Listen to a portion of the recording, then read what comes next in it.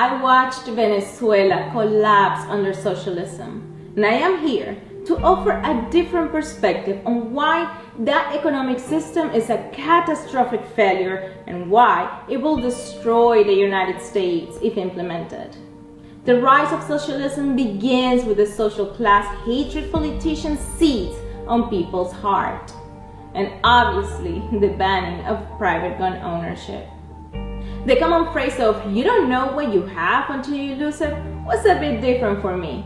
I didn't know what I didn't have until I found it. The Second Amendment that gives me the right to protect myself from attackers, including my own government.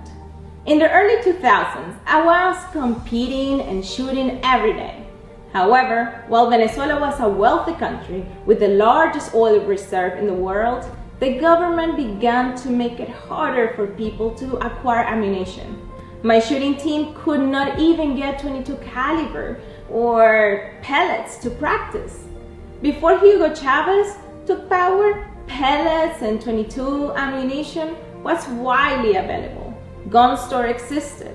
People could apply for a concealed carry license, and the shooting sport was prosperous.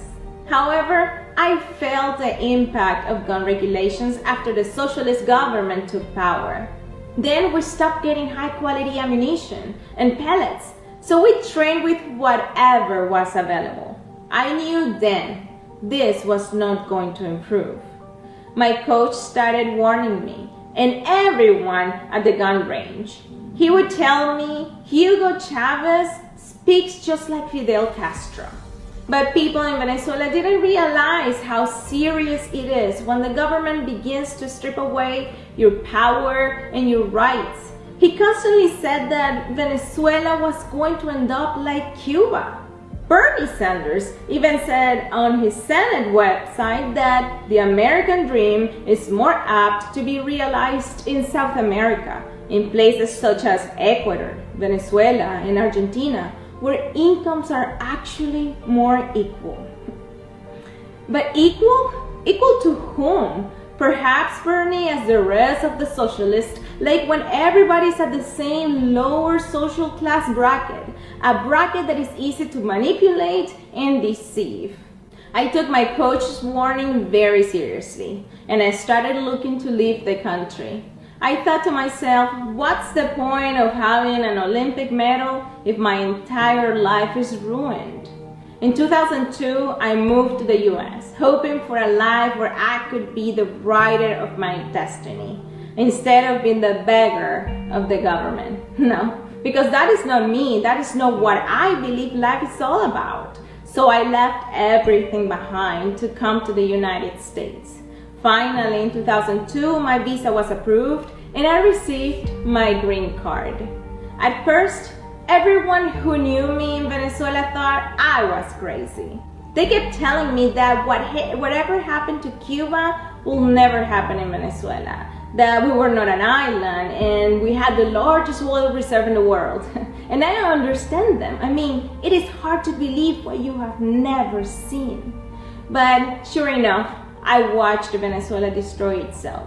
Socialism created a barrier between failure and success. A country that was prosperous, with large industries, with thousands of small businesses and mom-and-pop stores, succumbed to the ideology of government dependency. People stopped thinking, what can I do to better my situation? And they became asking, what is the government going to do for me? I went back to Venezuela 3 years later in 2005, and I was shocked that buildings were run down and the streets were hardly operational. The country was in rapid decline. Wow! I can't believe that I am in the same position my coach was 20 years ago in Venezuela, except that I am warning people in the US that socialism could come to this country and destroy it. A few years ago, I hit rock bottom. I was alone, full of debt, I didn't have a job, but I was able to bounce back because you can succeed if you have the will to do so. That's the beauty of capitalism. You can work here and get yourself through life, but you have to be willing to work hard and have the drive to do it. I hate socialism because I don't want the government to dictate what I need or what I want. I want to be the sole writer of my dreams and what I want to do and what I want to accomplish. So I beg you, never let socialism destroy this country.